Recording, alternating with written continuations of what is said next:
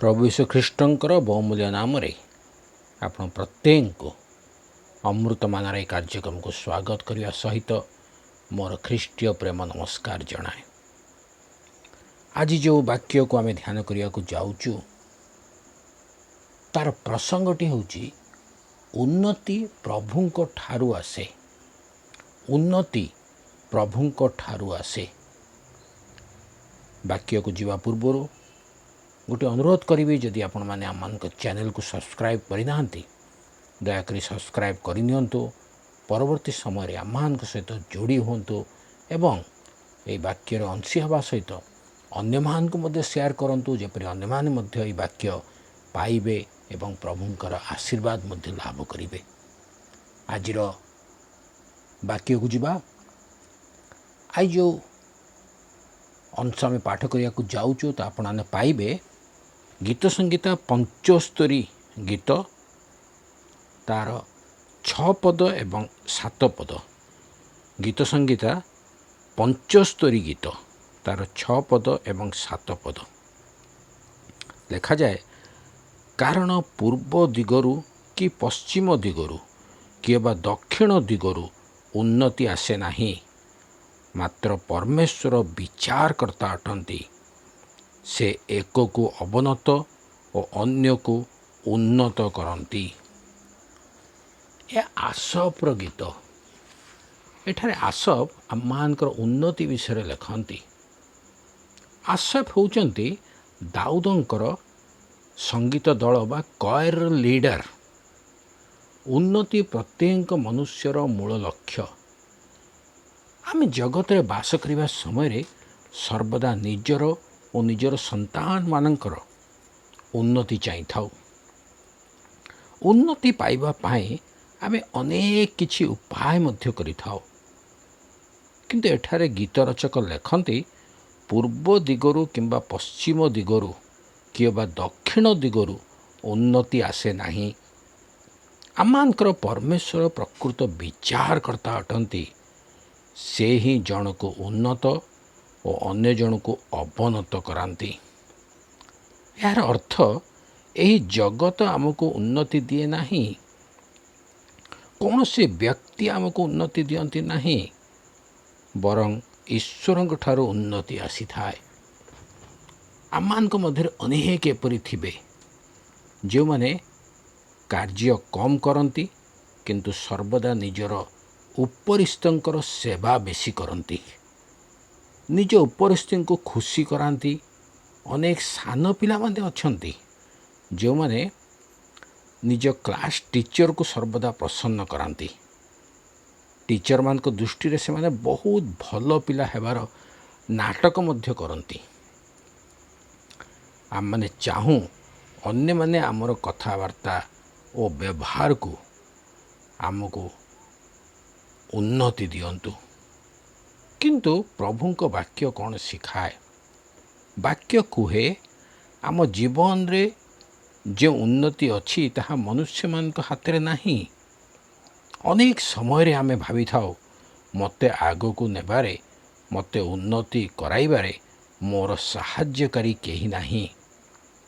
मते आगको बढ़ाइबा निमंते मो पछरे सहाय्य करिया निमंते केही नहीं। मोर माता पिता मध्य सेते योग्य नुहंती, से माने मते आगको बढ़िबारे सहाय्य करिवे एपरि मन भीतर आम भावी थाओ। मोर माता पिता पाखरे ना धन अच्छी ना सेमानक पाखरे कौनसी व्यक्तिर परिचय अच्छी जद्वारा मु आगको बढ़ी पारिबी। एही प्रकार एक चिंता मन मध्य थाए। किंतु वाक्य कौन कहे? वाक्य हमको शिखौची उन्नति पूर्वरु कि पश्चिमरु कि दक्षिणरु आसे नहीं, किंतु केउठारु आसे? 7 पद लिखा जाए। मात्र परमेश्वर विचारकर्ता अटंती। से जन को अवनत और अन्य को उन्नत करती। तेणु मन रखिबा परमेश्वर विचारकर्ता अटंती। से आम जीवन प्रत्येक विषय को देखुचंती। तांको सम्मुख रे आमे नाटक करि परिबा नाही। से ही आमर जीवन देखी आमको उन्नति करिवे ନଚେତ୍ ଆମେ ଉନ୍ନତି ବା ଉନ୍ନତ ହୋଇପାରିବା ନାହିଁ। ଆମ ଚେଷ୍ଟାରେ ଆମେ ଉନ୍ନତିର ପାହାଚ ଚଢ଼ିଯିବା, କିନ୍ତୁ ପରେ ତିଷ୍ଠି ପାରିବା ନାହିଁ। ଏପରି ଅନେକ ଉଦାହରଣ ଜଗତ ମଧ୍ୟରେ ଅଛି। ଲୋକମାନେ ନିଜର ପରାକ୍ରମ ଦ୍ୱାରା, ନିଜର ଧନ ଦ୍ୱାରା ଅନ୍ୟକୁ ଆକୃଷ୍ଟ କରି ଛଳରେ ବା ବଳରେ ଉନ୍ନତି ପାଇଯାଆନ୍ତି, ଉଚ୍ଚ ଆସନରେ ବସିଯାଆନ୍ତି, କିନ୍ତୁ ସେଠାରେ ବେଶୀ ଦିନ ତିଷ୍ଠି ପାରନ୍ତି ନାହିଁ, କାରଣ ସେମାନେ ପ୍ରଭୁଙ୍କ ସାହାଯ୍ୟରେ ଉନ୍ନତି ପାଇନଥାନ୍ତି। ତେଣୁ ଆମକୁ ସର୍ବଦା ପ୍ରଭୁଙ୍କ ସାହାଯ୍ୟ ମାଗିବାର ଅଛି, ସର୍ବଦା ତାଙ୍କ ସହିତ ଲାଗି ରହିବାର ଅଛି, ବାକ୍ୟକୁ ସର୍ବଦା ହୃଦୟ ମଧ୍ୟରେ ରଖିବାର ଅଛି, ବାକ୍ୟକୁ ଅନ୍ୟ ସମ୍ମୁଖରେ ମଧ୍ୟ ପ୍ରକାଶ କରିବାର ଅଛି। ତେବେ ପ୍ରଭୁ ଆମକୁ ଉନ୍ନତିର ପଥ ଦେଖାଇବେ। ବାକ୍ୟ କୁହେ, ପ୍ରଭୁ ବିଚାରକର୍ତ୍ତା ଅଟନ୍ତି, ସେ ବିଚାର କରିବେ।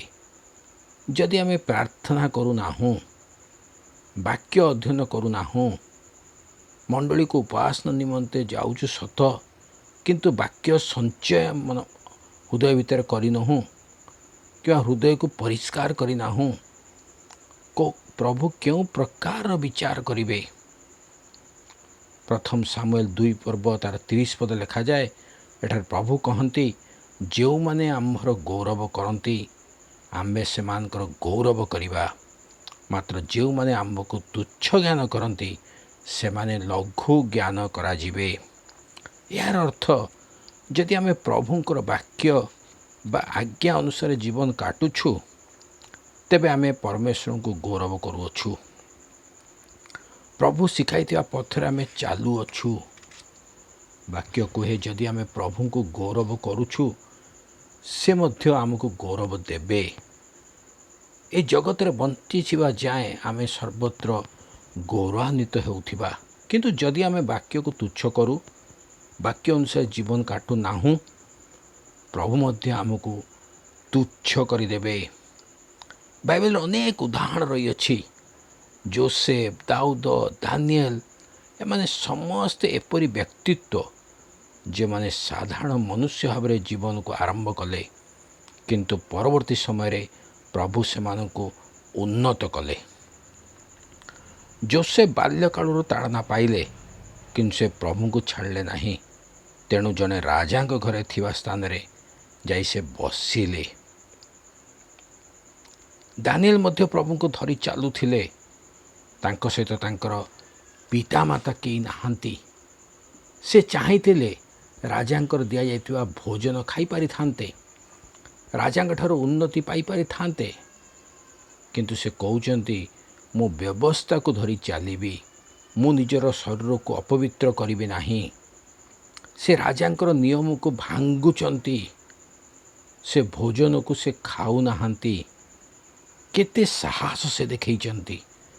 ରାଜା ତାଙ୍କୁ ମୃତ୍ୟୁଦଣ୍ଡ ଦେଇପାରିଥାନ୍ତେ, କିନ୍ତୁ ସେ ଭୟ କରୁନାହାନ୍ତି, କାରଣ ସେ ପ୍ରଭୁଙ୍କୁ ଗୌରବ ଦେବା ପାଇଁ ଚାହୁଁଛନ୍ତି। ପରମେଶ୍ୱର ଦାନିଏଲକୁ କେତେ ଉନ୍ନତି ଦିଅନ୍ତି। ସେହି ପରମେଶ୍ୱର ଆମର ମଧ୍ୟ ପରମେଶ୍ୱର ଅଟନ୍ତି। ଦାଉଦଙ୍କ ଜୀବନରେ ଦେଖୁ, ସେ ପ୍ରଭୁଙ୍କୁ ଧରି ଚାଲୁଥିଲେ। ପ୍ରଭୁଙ୍କ ନାମରେ ସେ ଗଲିଆଦ ପରି ବୀର ସହିତ ଯୁଦ୍ଧ କରିବାକୁ ବାହାରିଛନ୍ତି, ବିଜୟୀ ହୋଇଛନ୍ତି। ପ୍ରଭୁ ତାଙ୍କୁ କେତେ ଉନ୍ନତି ଦେଇଛନ୍ତି। ପ୍ରଭୁ ନିଜେ ବାଛିଥିବା ରାଜା ସାଉଲଙ୍କ ସ୍ଥାନରେ ଦାଉଦଙ୍କୁ ରାଜା କରିଛନ୍ତି। ତେଣୁ ବାକ୍ୟ ଆମକୁ ଶିକ୍ଷା ଦିଏ, ଆମେ ସର୍ବଦା ପ୍ରଭୁଙ୍କୁ ଧରି ଚାଲିବା, ଯାହାଦ୍ୱାରା ଜୀବନରେ ପ୍ରତିଟି ପାହାଚରେ ଆମେ କୃତକାର୍ଯ୍ୟ ହେବା। ମନୁଷ୍ୟ ଉପରେ ନିର୍ଭର କରିବା ନାହିଁ, ପ୍ରଭୁଙ୍କ ଉପରେ ନିର୍ଭର କରିବା। ସେହି ଆମକୁ ଉନ୍ନତ କରିବେ। ପ୍ରଭୁ ପ୍ରତ୍ୟେକଙ୍କୁ ଆଶୀର୍ବାଦ କରନ୍ତୁ। ଆମେନ୍।